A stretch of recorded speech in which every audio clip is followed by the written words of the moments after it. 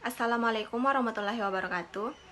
Pertama-tama marilah kita panjatkan puji syukur atas kehadirat Allah Subhanahu wa taala karena berkat rahmat dan hidayahnya sehingga kami dapat melakukan presentasi melalui video pada berikut ini. Pada video kali ini, kami selaku kelompok 6 akan mempresentasikan hasil analisis dari kelompok kami yang berjudul Analisis Perbandingan Rasio Profitabilitas PT Indofood pada periode 2021 dan 2022. Saya Alfianti selaku moderator kali ini dan akan memperkenalkan kelompok kami, yaitu satu Rizky Rahayu sebagai pembaca pertama, kemudian ada Arshina Wahyuni selaku pembaca materi kedua.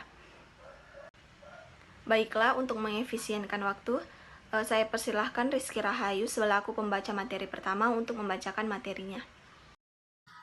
Latar belakang. Penyusunan jurnal ini dilatar belakangi oleh penelitian-penelitian terdahulu, yaitu menurut Mukarrabin dan Nasir tahun 2009 mengemukakan hasil penelitiannya tentang kinerja keuangan pada suatu perusahaan yang ditinjau dari segi likuiditas, leverage, dan profitabilitas adalah kinerja keuangan pada perusahaan tersebut belum efisien.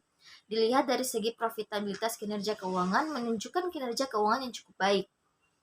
Kemudian menurut Kasmir tahun 2013, rasio profitabilitas merupakan rasio untuk menilai kemampuan perusahaan dalam mencari keuntungan dan juga memberikan ukuran tingkat efektivitas manajemen suatu perusahaan.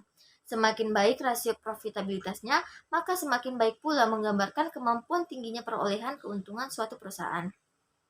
Jadi, alasan kami memilih perusahaan PT Indofood Tbk adalah untuk menilai rasio keuangan, yaitu rasio profitabilitas perusahaan tersebut dalam mengukur kinerja keuangannya dan kelancaran operasionalnya.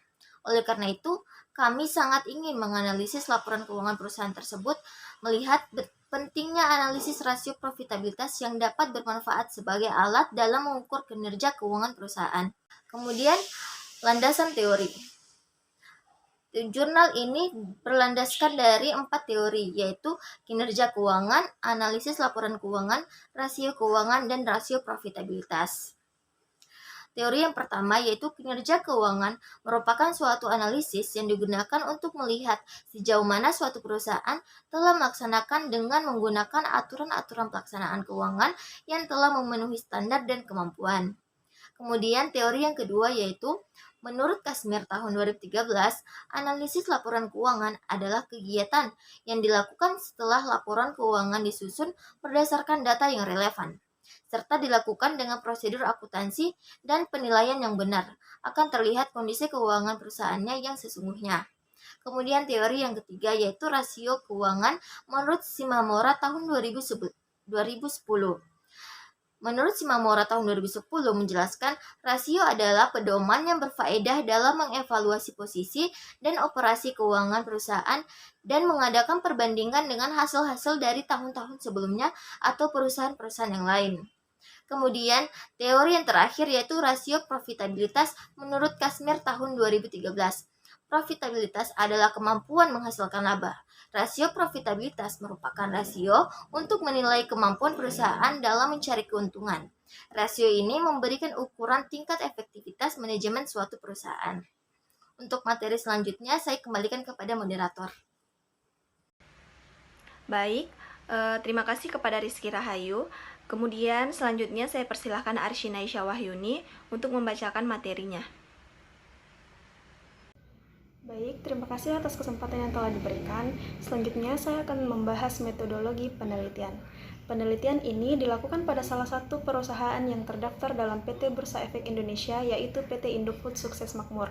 Jenis penelitian yang digunakan dalam penelitian ini adalah menggunakan penelitian kuantitatif deskriptif. Data yang digunakan dalam penelitian ini adalah data kuantitatif.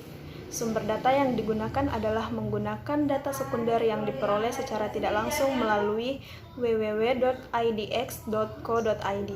Teknik pengumpulan data yang digunakan adalah studi dokumentasi dan studi kepustakaan. Teknik analisa data yang digunakan adalah menggunakan rumus rasio profitabilitas yang terdiri dari GPM atau Gross Profit Margin. Yang kedua adalah ROE atau Return on Equity, yang ketiga adalah ROA atau Return on Asset, yang keempat adalah NPM atau Net Profit Margin. Selanjutnya, saya akan membahas hasil dari penelitiannya. Berdasarkan perhitungan rasio profitabilitas yang dilihat dari return on equity pada tahun 2021 menunjukkan angka 12% dan tahun 2022 menunjukkan angka 9%. Dapat diketahui bahwa kinerja keuangan mengalami penurunan. Berdasarkan perhitungan rasio profitabilitas yang dilihat dari return on asset, pada tahun 2021 menunjukkan angka 6% dan tahun 2022 menunjukkan angka 5%. Dapat diketahui bahwa kinerja keuangan mengalami penurunan. Berdasarkan perhitungan rasio profitabilitas yang dilihat dari net profit margin pada tahun 2021 menunjukkan angka 11% dan tahun 2022 menunjukkan angka 8%. Dapat diketahui bahwa kinerja keuangan mengalami penurunan. Dan berdasarkan perhitungan rasio profitabilitas yang dilihat dari gross profit margin, pada tahun 2021 menunjukkan angka 32% dan tahun 2022 menunjukkan angka 30%. Dapat diketahui bahwa kinerja keuangan mengalami penurunan. Saya kembalikan kepada moderator.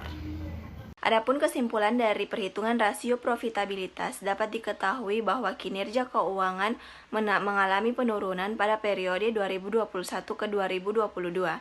Hal ini disebabkan karena ketidakefisienan perusahaan dalam menghasilkan laba dengan aset yang dimiliki perusahaan.